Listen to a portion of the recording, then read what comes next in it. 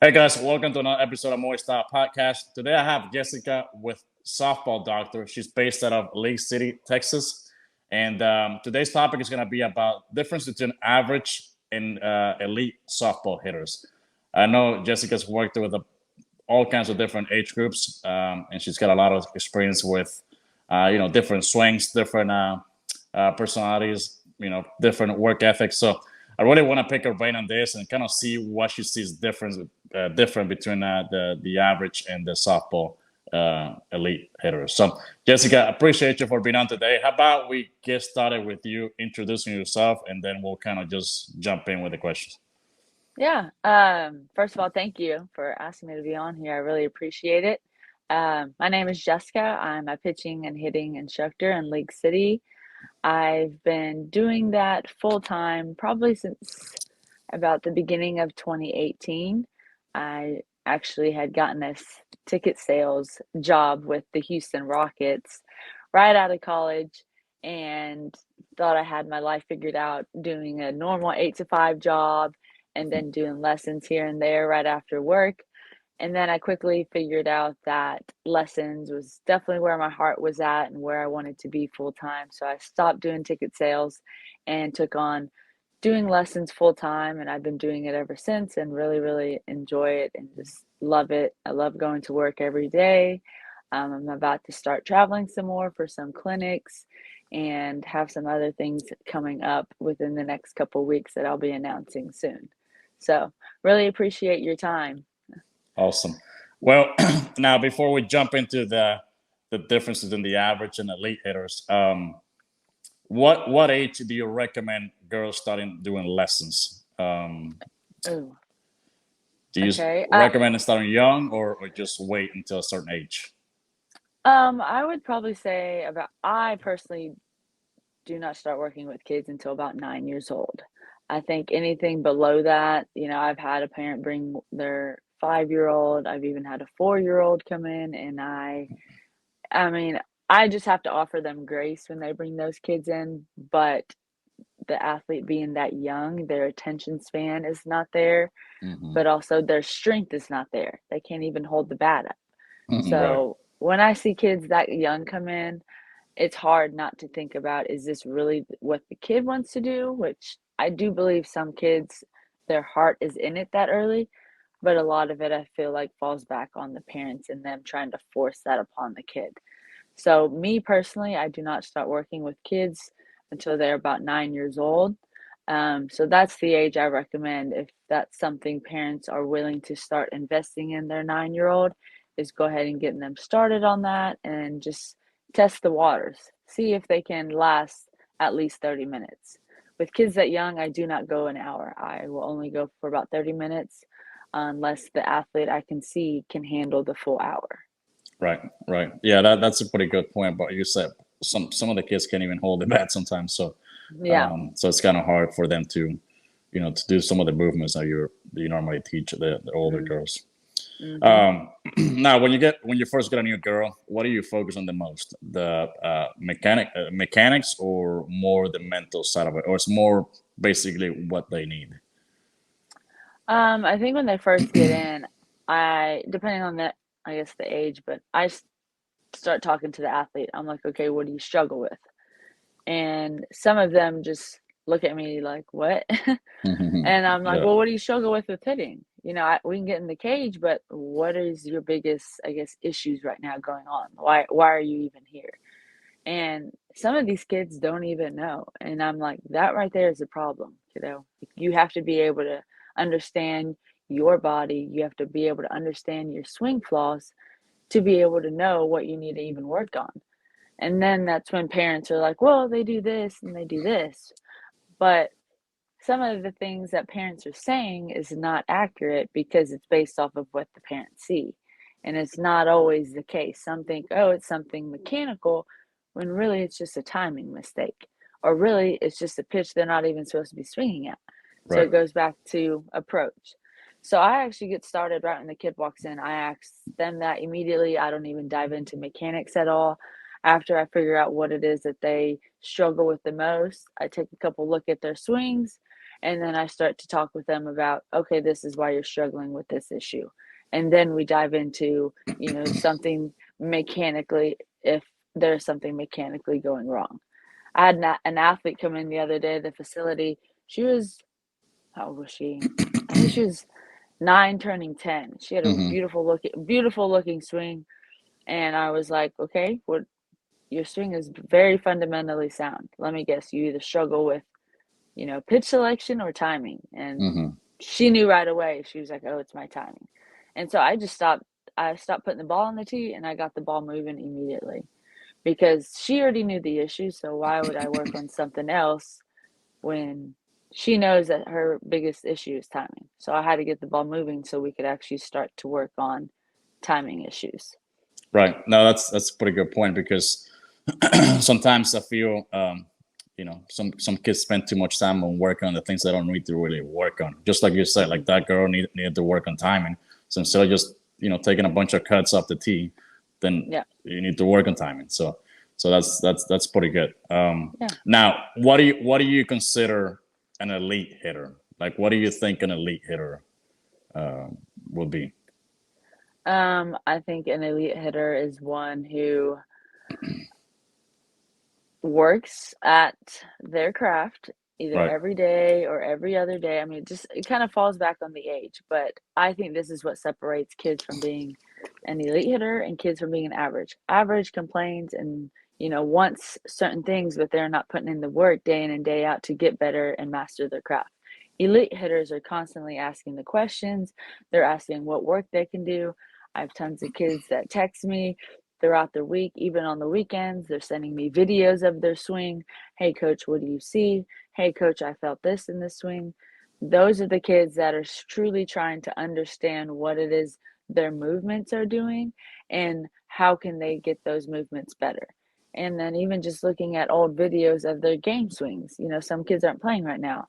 So I even had an athlete text me one of their old game swings and was like, I see what you're talking about now, Mm-hmm. just out of the blue. And I'm like, wow, like I wish more girls were doing this over Christmas break, texting me, looking at their old videos, or even just going outside and practicing over Christmas break.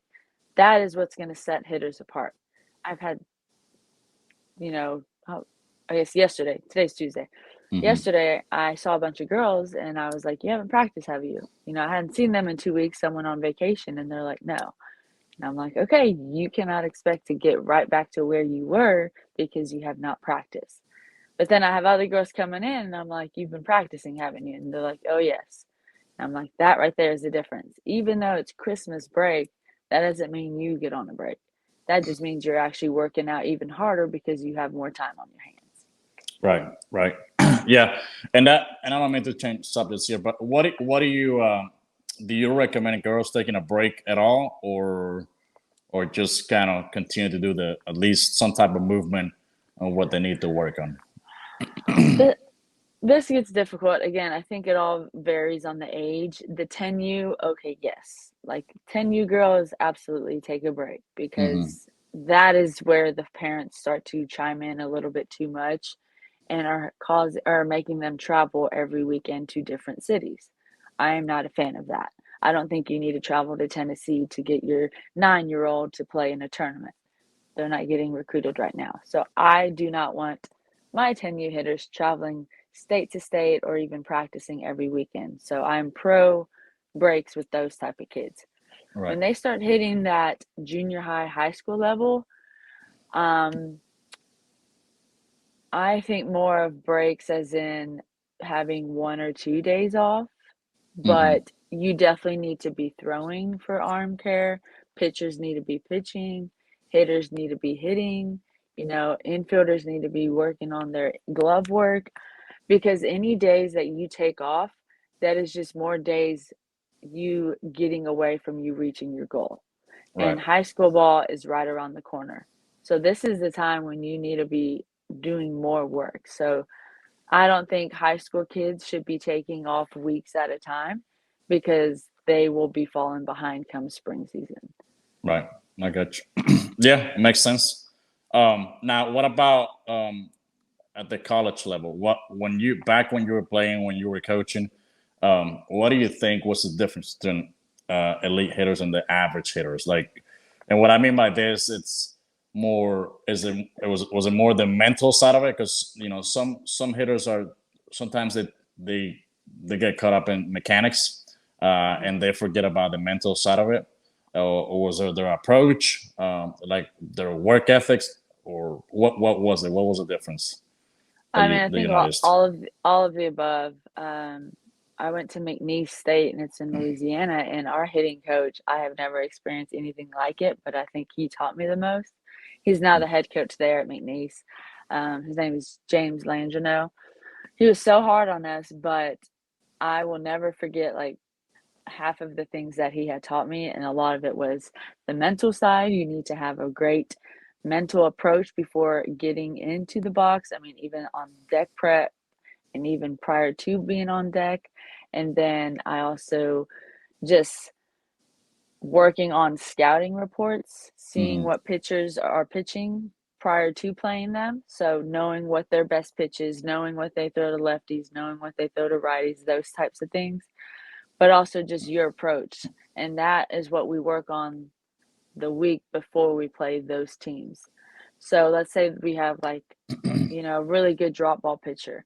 Well, those coaches are working with us on throwing drop balls and sticking to our approach and figuring out what pitches we need to be swinging at early in the count so that pitcher doesn't dominate us later in the count. So I think elite hitters in college are definitely putting in the work every day, whether that's lifting, like I said, arm care, working on infield, and then just hitting every day. And it doesn't have to be hitting for 30, 40 minutes, an hour. It can be as simple as doing top hand, bottom hand drills and just getting the feel down for it and then being done for the day. I think Mm-hmm. kids nowadays mistake practice as needing to go out there for 3 hours. Right. That's not what we're looking for. We're looking for you to actually get a good feel down, and once you get that feeling down, be done with it for the day. And Mm-hmm. that can take you as easy as 20 minutes, or it can take you as long as 45 minutes. And that goes back to knowing what kind of hitter you are, knowing what type of player you are, and knowing how much work you need to do day in and day out. Right. Yeah, quality over quantity for sure. Hmm. But one thing that I liked about what you said on the on deck circle, because a lot of even at the younger level, they obviously that's when I see it the most. Sometimes they get caught up, looking in the stands or looking at their parents, looking Oh everywhere, gosh. and they forget about really trying to see what the pitcher is throwing, and also paying attention where the umpire is going, because that also depends of if do we need to kind of expand the zone a little bit or not. But I just feel like a lot of hitters don't pay attention, and it's kind of hard to go up to the plate just winging it every time. So Yeah. I'm glad you brought that up. Yeah, it's something I actually talk about even at my camps, but what I had learned at McNeese is, our prep leading up to being going up to the plate. There's four spots, is what he taught us. So you have the person hitting at the plate, you have someone on deck, you have someone waiting in the 3-hole spot, and then you have someone in that 4-hole spot. Hmm. So if you're in that 4-hole spot, you were at the end of the dugout, like mentally preparing yourself for what you were going to do, like visualizing where you were going to hit the ball. If this girl gets on, what am I going to do? Where am I going to move her, etc. Right. Okay. And then if you're in that 3-hole, you're at the front of the dugout, you're getting ready, and you're just paying attention. Okay, if she gets on and she gets on, this is what I'm doing. Right. So you're thinking more situational. Okay, I'm going to do this if she gets on. So Hmm. by the time you get on deck, now you're just focused on your timing. You're trying to time up the pitcher. You're trying to get, your load down and your movement down. You're not talking to mom and dad behind you or teammates. You're Right. locked in and ready to go. So then by the time you go up to hit, it's go time. You Right. already know you're ready to go. You're calm because you already prepped yourself 3 spots away. And Right. so when I explain that to kids, they have no idea, and that is Hmm. nothing that their select coaches work on. Right. And I mean, even parents, are very unaware because some parents didn't even play this sport. And Hmm. so I'm just trying to make it as comfortable as possible for the kid when they go up to the plate. I want you comfortable. I don't want you nervous. You're mentally prepared for this and you're ready to go. Right. Not barely figuring out, oh, I need to swing at this pitch. Oh, I need to do this. That should already be done. Right. No, and that's pretty true because sometimes the kids get overwhelmed. They wait until they get to the plate, and now they're looking at the signs. They're trying to figure out what they're supposed to do. Now they don't even know what she throws in certain counts. So I like what you said there about preparing from basically from the dugout on deck circle Hmm. all the way up to get to the plate. Yep. Um, Now, what do you think? It's which you kind of somewhat already said it, but what do you think is the what the younger girls struggle with the most? The younger hitters, Like like what do 10U you? hitters or just, Yeah, like anything 12 and under. Like what do you think oh, you see the them two struggle with the biggest most? things that I work on constantly with hitters, and it's approach and timing. Hmm. Girls go up to hit, and I'm like, okay, how'd you do this weekend? And they're like, oh, I did terrible. And I'm like, okay, well, why? And they're like, well, I struck out a lot. I'm like, looking or swinging? And they're like, well, swinging. And so I said, well, was it pitches you shouldn't have been swinging at? And they're like, yes. And then I'm like, okay, well, what are you looking for? And then they look at me like I'm crazy. I'm like, that right there is the problem. You have to have your plan before going up to hit. And I get girls all the time that come either from other coaches or just are new to this, hitting lessons. And that Hmm. is never anything people work on. And I think the quicker you can start to work on what pitches hitters need to be focused on hitting based off of their swing and then timing, you'll see how much more of a difference it makes for them.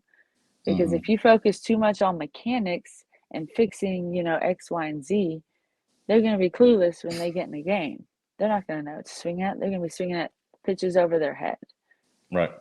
Yep. Yeah, I always tell the younger ones to start learning how to play with the count a little bit. Yep. Obviously, in baseball, like normally what you see at 10U, 11U, 12U, you start to see a little bit more of curveballs, but for the most part, you're going to see fastball and changeups. But Yep. I want them to Same. kind of be aggressive, up in the count, know their counts, know what's a hitter count, what's a pitcher's count, and know their approach. Because sometimes they just want to chase everything that the pitcher is throwing, and they don't have a plan out there, and so Yep. they fall behind really quick. So um, now, at the college level, when you were coaching or playing, what do you think those girls struggle with the most? What's the hardest thing at the college level? Like, is it the pitch selection? Is it the velocity, or what do you think? What do you think it was? I mean, just from personal experience, I still think a lot of it is just approach. Hmm. When you get different pitchers that come in there and can throw at different speeds and can throw different pitches, but that is where you have to stick to your game plan. And I think another thing that coaches don't talk a lot about, which they need to, is just situational hitting. Hmm. When you have runners in scoring position, second and third base, for example, and we swing and we pull one down the line, and then the third baseman is able to hold back the runner and gets you out at first. Right. Okay, that right there is not a good hit. Okay, knowing, okay, there's a runner on the left side of the field, I'm trying to hit the ball up the middle opposite field. Hmm. So obviously a pitch that I'm looking for is a pitch more on the outside corner so I can drive it the other way. Right. And so just those types of things that hitters can start to think about and help themselves, they're not thinking about that.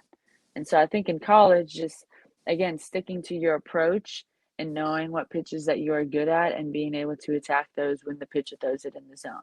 Because you may only get one pitch in the zone that you like in Right. college. Other than that, pitchers are going to be throwing you junk. So Right. catching it early in the count, that is what I always, always recommend. Yeah, and I don't know um, uh, what your take is on this, or I don't know what you teach your girls when it comes to first pitch. Like, at a young age, I want them to be aggressive. Like, I don't want them to take that first pitch right down the middle so they can get their timing down, and then Absolutely. yeah, and then they're like, well, okay, now your Now I'm teammates ready. can, yeah, right, and then let me go chase everything else that she throws or he throws. Um, Yeah, I always use the example to my hitters, especially the ones who hit and pitch with me. I'm mhm. like, what are you trying to do as a pitcher? Are you trying to throw a ball the first pitch, or are you trying to throw a strike and get ahead? Get ahead, And right? they're like, I'm trying to get ahead. I said, so think of yourself as a hitter now. As a pitcher, you're trying to get ahead. So why would we not be swinging at the first pitch? Right. as a hitter. Yeah. Right. No, that's that's a good point. It's kind of funny because I'm glad. I know you talked about you ask your hitters when they come back to you and they're like, all right, so how did you do? And a lot of them will be like, I don't know. I popped it up, and but why? I don't know. So like Yeah. that drives me crazy because Yes. that tells me you just kind of you're not It's just, really becoming a hitter. You're just kind of out there hoping for miracles. I yeah, feel like. it's just whatever. Right. Now, excuse me. What's the toughest pitch in softball? Do you think? What's the toughest pitch to hit in softball? Oh gosh, the rise ball. Right. Um, I think rise ball is a very challenging pitch because pitchers can locate that at different heights, Hmm. and some can even throw a rise ball low enough in the zone for it to be called a strike. And so while it looks like it's about to jump out of the zone and it stays in the zone, I mean, you're screwed. So I think that pitch is a very, very difficult pitch for hitters to visually see, like coming in here and then it just jumps up Hmm. because pitchers nowadays, I have one pitcher who can really get their ball to jump later. So once it's getting closer to the hitter and it just like naturally shoots up. I have other pitchers, it's kind of more like a gradual rise. And so that's a lot easier to pick up on. But Hmm. you'll get those good pitchers, advanced pitchers who know how to really spin the ball and they keep that low and then it just breaks up right at the last minute. And it goes right under or right above um, hitters' hands, and that's why it makes it so hard for them. So I just think a rise ball is just one of the hardest pitches to hit, and it's also one of the last pitches I teach just because pitchers need to start to grow and just develop and even just their hand size. But Hmm. truly learning how to master that pitch can be very difficult for pitchers, but learning how to hit that is very hard for hitters. So how so how would you hit that pitch? Like, what do you recommend? Like the practices, like how to hit those. Yeah, like how do you hit a period? Like, do you scoot up in the box? Go back in the box, or don't swing at it. I mean, early in the count, Excuse me. that's not something I would swing at. Again, it goes back to what your approach and knowing what pitches that you drive consistently. So I would really make sure you stay locked in on that zone. But Hmm. just learning how to hit that high pitch, you can always do like a lot of high tee work and change the tee at different heights because we all come across umpires who call pitches out of the zone. Right. So figuring out, okay, I need to be able to hit this pitch because that pitch was caught as a strike for me last tournament. And so you have to practice those different pitches. Even though it's not a pitch you would always be swinging at, you still have to learn how to hit those in order to protect and just give yourself a chance at the plate. Right. So just really working on keeping the hands high across the chest and just really working on staying through the ball, not trying to elevate it all of the time. And I don't mean to change subjects here, but is Mm-hmm. that why they say that the softball swing is different than the baseball swing? Because of that pitch, or just Um, I'm not really sure. I don't think they're different swings because if you look right? at any videos of different athletes, they're the same. I think everybody moves differently, and so I think that is what makes people think that the swing is different just because of how different hitters move, but the sequence of hitting is the same. Right. What people do in their load is different, and what they do, for different pitch heights and pitch locations is different as well. Right. Yeah, because I know some coaches will say that the softball swing is different than the baseball, and I'm looking at swings from elite hitters, comparing to major league hitters, and there's just the exact same thing. There's not Yes. really that much of a difference. Now, Nope, there's I'm not. assuming that the timing's got to be different, obviously, but it's a lot closer. But when it comes to the swing, I feel the Absolutely, and same. I know, like in MLB, you see a lot more, I guess, aggressive, bigger loads and bigger movements than what you would see in softball. Softball, since it's so close, you see a lot more girls who are just a quick load and go.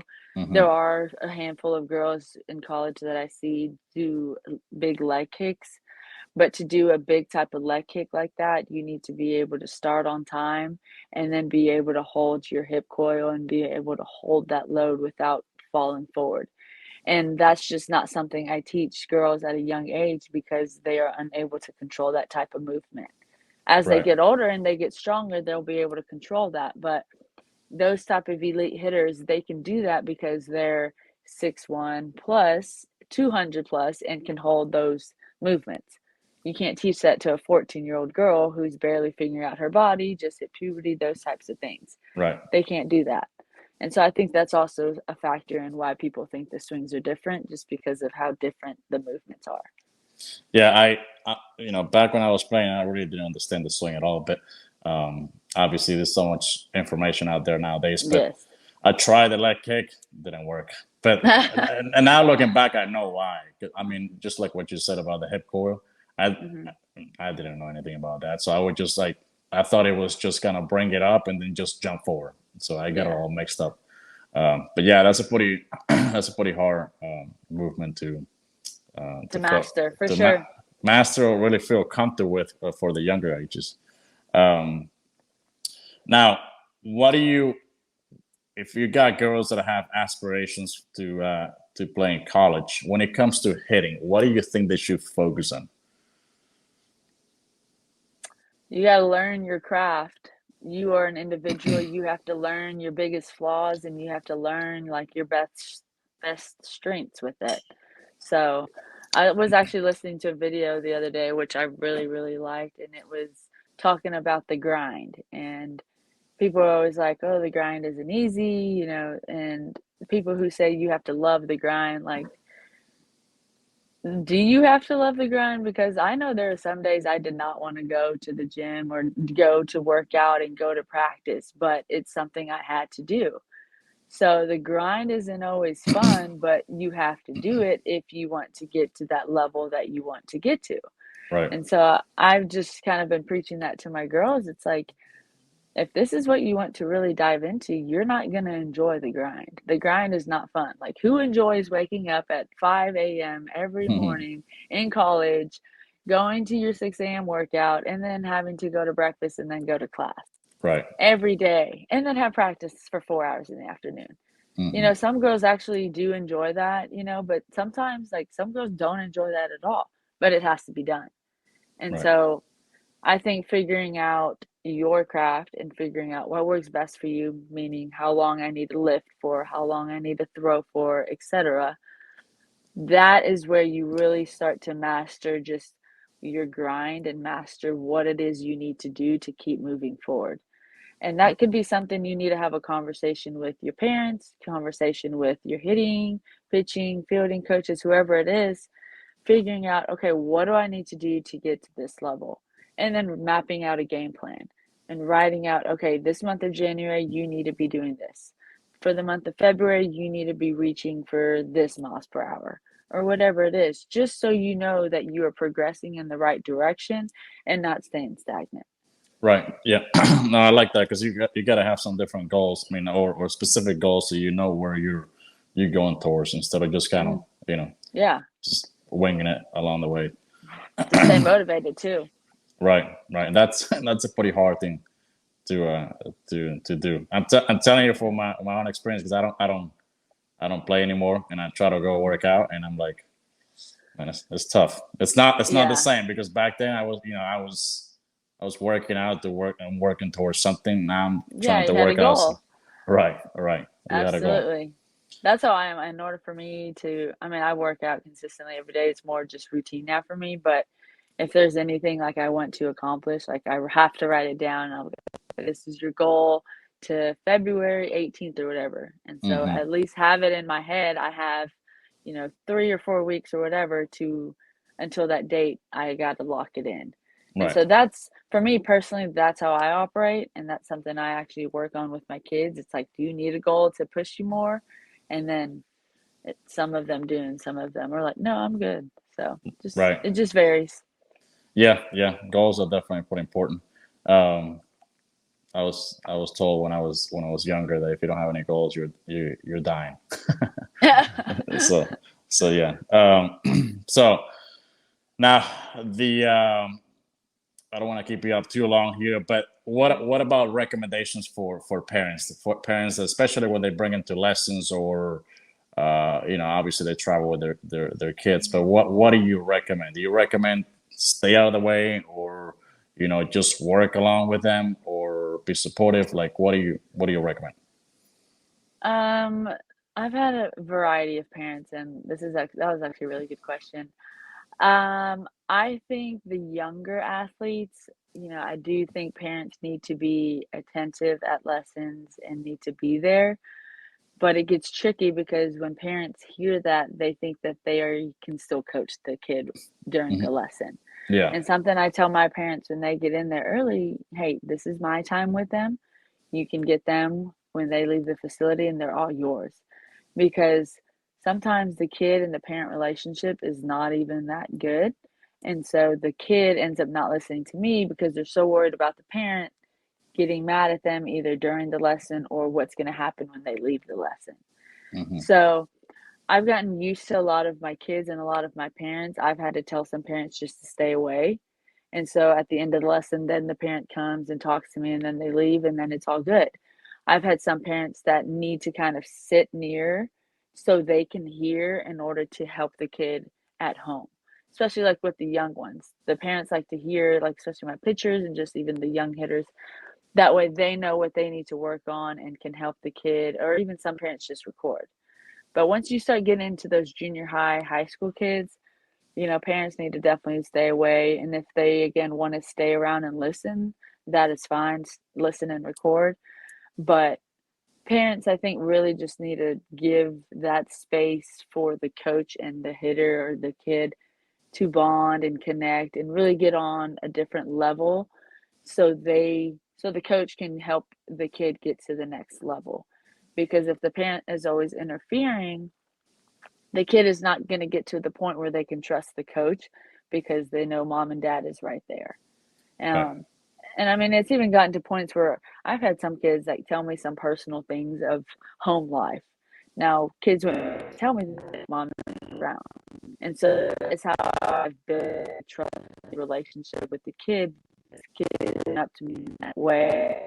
And when mom had her, they're nervous, all 10, they're not used to be dad's way. Right. Right.